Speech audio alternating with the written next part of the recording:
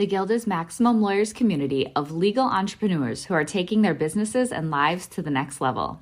As a Guild member, you'll build relationships, be held accountable, and learn strategies specifically designed to get you unstuck and accelerate your plan for growth.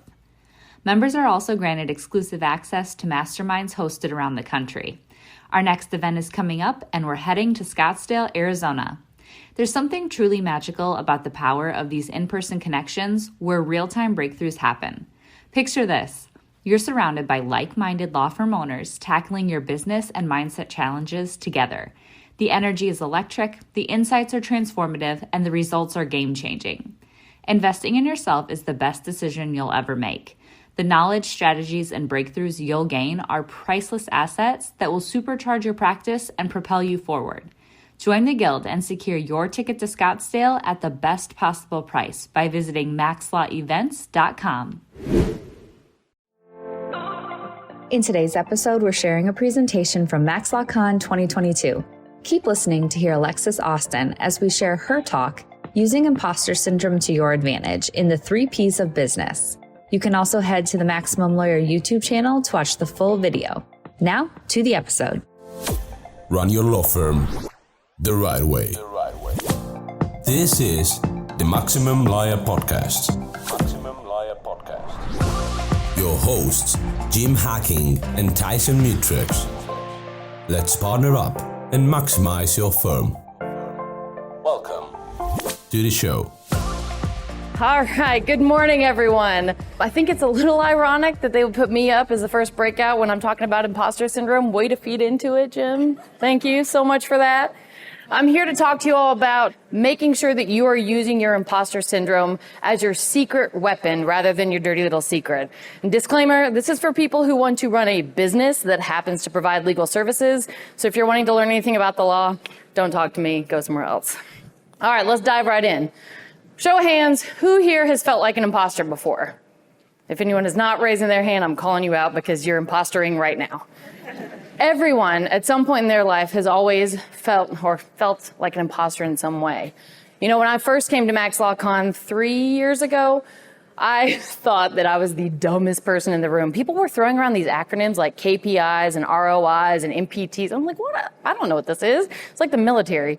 So when I was sitting in there and I was listening to all of this, one of the things that most impressed me, even though I didn't know a whole lot, was how vulnerable people were being and just kind of opening up about their law practice. So in keeping in that, I want to be very vulnerable with you guys and let you know, I feel like an imposter right now. I'm shaking all over. I'm very nervous. So if I fall on my face, please just laugh it off. It's part of the show. While we're going through this, I do want to also open up and tell you, it's okay to be an imposter. Embrace it. This is our secret weapon. So I'm going to embrace it hardcore and tell you some of the stories I was telling myself while I was preparing these slides. It's going to be real vulnerable. This is what I think someone who talks at MaxLawCon looks like. If you guys don't know, this is Olivia Pope. She is my spirit animal. She's a powerhouse. She's got a white hat, her matching outfit. She's exuding confidence. And then while I was building these slides, this is what I feel like I am. But we're going to talk about how we deal with these feelings of imposter syndrome. So even if we look like E.T. with a fancy hat on, we can still have an uber successful law firm practice. So one of my favorite quotes comes from the lawman, Bill Umansky. He tells us to flip it like a pancake. When you're dealing with something, you just flip the script. And that's what I want to do today is we're going to flip the script on your imposter feeling syndromes. Our goal as legal entrepreneurs is not to be the jack of all trades. Rather, our goal is to trade our resources for the jacks or the Benjamins. So one of the things that I've noticed is when people are talking about imposter syndrome, I'm so glad that Elise talked right before I did because she was bringing out these feelings of imposter syndrome that we all deal with. But I've noticed people kind of talk about it in hushed tones. It's like in the Guild, you're talking to someone, oh yeah, I also have some imposter syndrome, but it's kind of kept hush-hush. And we treat it like our dirty little secret. But what if, instead of it being your dirty little secret, it was actually your secret weapon? My favorite TV show in the whole world, Michael Scott, who is a sage when it comes to business advice, says that your weaknesses are actually your strengths. Now, there's a famous quote. It's been attributed to a lot of people. The idea is that if you are the smartest person in the room, you are in the wrong room. So I guarantee you I'm in the right room right now. But once we are looking at that from a perspective of how we grow our firm, the idea is if you admit what you don't know, that's the first step to exponentially growing your law firm. So our job as legal entrepreneurs is not to know everything about our firm or know everything there is to know. Our job is to accumulate a wealth of knowledge to make sure our firm is operating at its highest and best level. So let's talk about how using this imposter syndrome works in the 3 pillars of a business. Now, you may be familiar with this. If not, this is talked about extensively in that TV show, The Profit, but the pillars of a business generally can be thought of as 3 categories: your product, your people, and your process. So if your goal is to build a thriving law practice that runs as a business, you have to be the business owner before you even feel ready to do that. Know that you're not the smartest person in the room, and that is completely fine. Once you learn how to really zero in and hone in on your imposter syndrome thoughts, then you have the target for how you improve in the next area of growth. So what we're going to do is over the next few minutes here, we're going to look at how we use the imposter syndrome to our advantage in the 3 Ps of business. For us, we're looking at the product as legal services, the people are our attorneys, our legal staff, and the process of the system and processes. And it's me, I've got to throw in a little bit of woo-woo because the woo-woo is my favorite thing. All it takes to run a successful law firm is acknowledging your vulnerability and then using that vulnerability to find creative solutions to fill the gaps in your own knowledge. So let's look at how we do this. Here are some imposter syndrome thoughts that you may have. Now, most people who open a law firm, generally they're pretty solid on the product because they think, oh, well, I'm an excellent person in criminal law. I can go run a business, no problem. So I'm not going to spend too much time on this, but just for a couple of people, if you're just starting out or if you're opening a new practice area, let's analyze some of these imposter syndromes and see how we can target them in to actually fill in the holes in our business. So if your thought is, well, I don't have the legal expertise, number one, most likely you do because you went to law school. That's all you really need to know. And if you're Kim Kardashian, you don't even need that. You can fill in this hole with things like CLEs, which is the traditional route. You could do things, I'm going to use criminal law as an example because that's what I know. If you say, well, I don't know all of criminal law, but I know DUIs, niche down. Just focus in on that one thing that you can do really well. The other thing is there are a number of resources, especially in this group in particular, for how you build a practice. A couple of books come to mind. Dustin Kuntz wrote a fantastic book on how to practice criminal law and do your processes and procedures and what to expect. John Fisher wrote a great book on building a PI practice. Read these books, gain this information and knowledge for yourself because plagiarism is encouraged in legal worlds. The other thing is you can team up with more experienced attorneys to learn. If you're having an imposter thought, like you don't have the time to do all the legal research, first of all, as a legal entrepreneur, time should never be your issue. That's just a lie that you're telling yourself. If you're looking for different things, you can always use lawclerk.legal. There's a lot of good resources on there. You can use contract attorneys. For example, when I first opened my firm, I had nothing. So I brought in some attorneys who were looking for work and said, look, I can't pay you a W-2, but I can give you a contract where you get 25, 30, 33% of the cases you work. I'll pay you $10.99. You go do this work. Let's make it happen. There are always creative solutions to building out these problems. You can also do things hiring law students. Law students are gold. They are so desperate to learn. They are so desperate to work hard, and they come up with some really creative things. The Zapathon is back. If you're new around here, the Zapathon is the OG automation workshop. At this next exclusive Guild event, we're partnering up with Maximum Lawyer's good friend, Kelsey Bratcher, to bring you a day-and-a-half automation workshop. The idea of automation is simple, right? Identify a repeatable pattern of tasks and then use technology so that business process can happen without you. But setting up that technology can be daunting, time-consuming, and even have a steep learning curve. Join us in person and you'll create automations on site that will start working for you before you even leave Austin. Join the Guild today and grab your ticket at maxlawevents.com. Looking now at the pillar of people, these are some imposter syndrome thoughts that people may have. So let's just hit these. Again, I'm going to try to talk as fast as I can because I've got a lot of slides and I like to say a lot. But if you're talking about money, we were talking just about that earlier. If your issue is money, first of all, it's never money. Time and money are never the issue. The issue is you're not thinking creatively enough to figure out how to fill this imposter syndrome hole.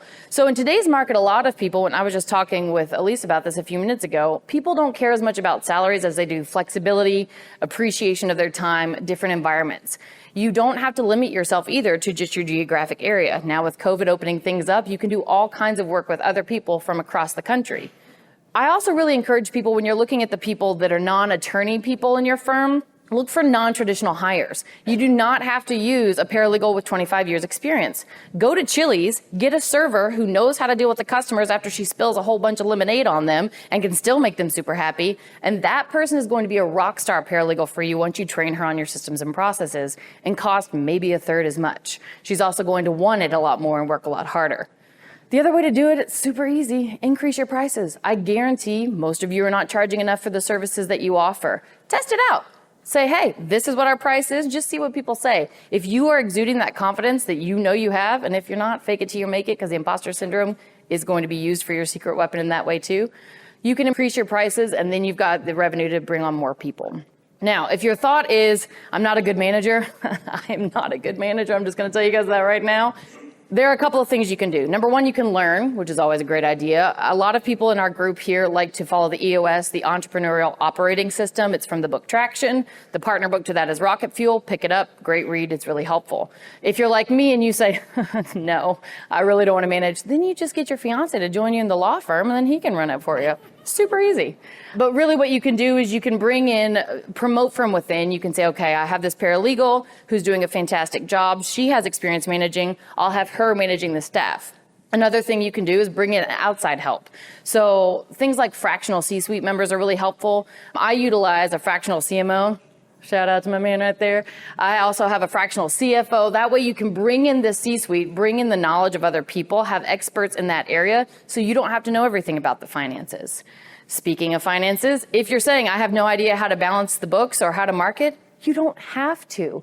One of the best things that you can do is look for people who are specialists in that area, encourage them to come into your firm, find creative ways to bring these people in, and then you're going to have the experts in the field working in your firm.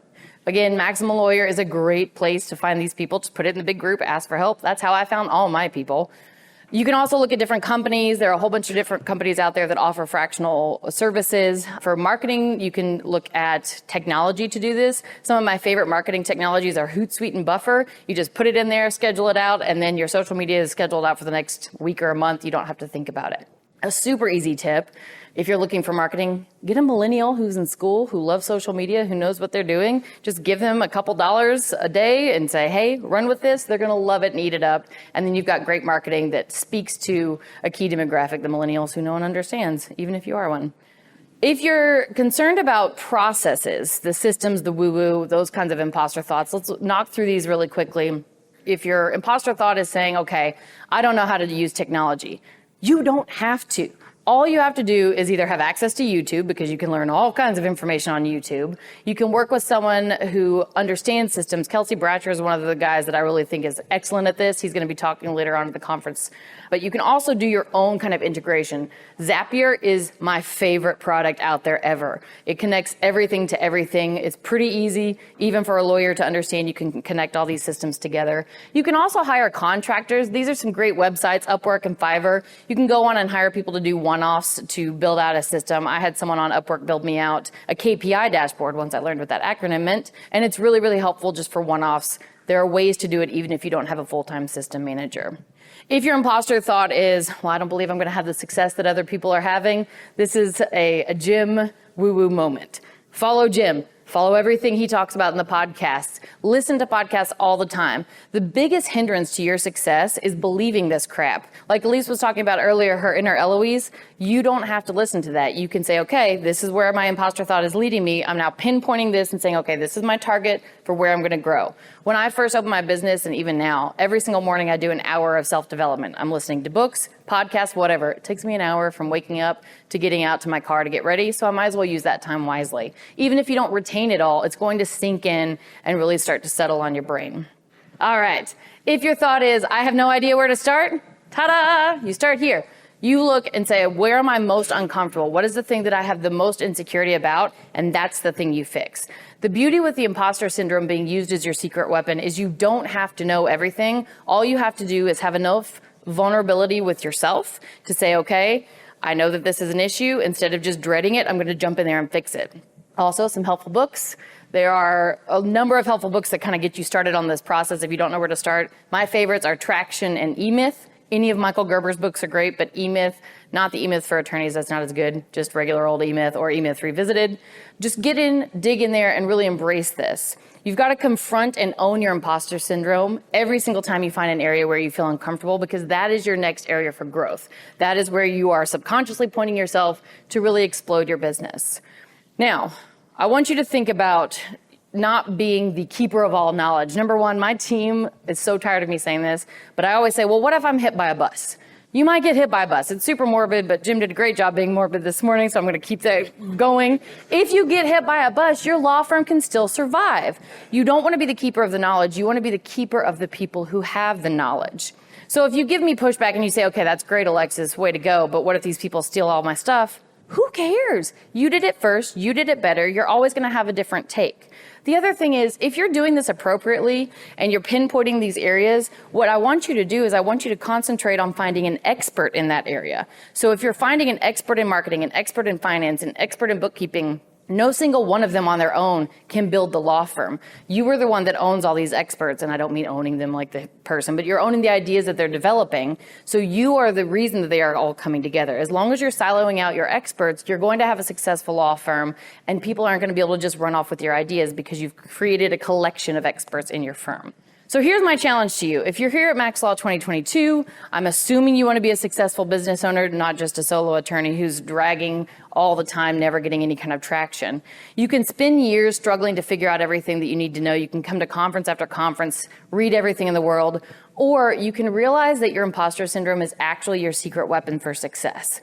So do you want to be the smartest person in the room or the most successful? Here's another point I really want to point out. If you are going to take my advice, which I strongly suggest you do, and you hire all these smart people, don't go micromanaging them. This is my favorite quote from Steve Jobs. If you're going to hire all of these people and you're going to have them building this law firm of your dreams, don't then go in and tell the smart people what to do. You hire smart people because they're smarter than you, because you're embracing the imposter syndrome, and you want to make sure that you have people who understand what's going on much more than you. Our goal as law firm owners is to be the dumbest person in the room.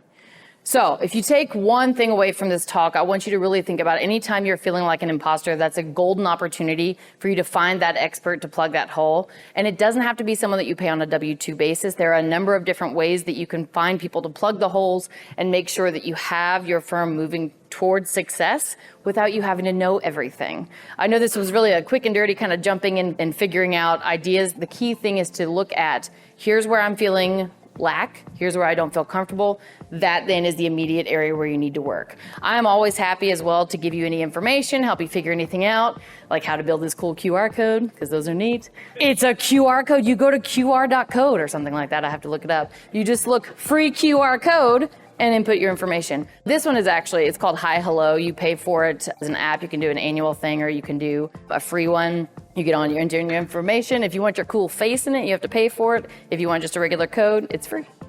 Alrighty, thank you guys so much for your time. Thanks for listening to the Maximum Lawyer Podcast. To stay in contact with your hosts and to access more content, go to MaximumLawyer.com. Have a great week and catch you next time.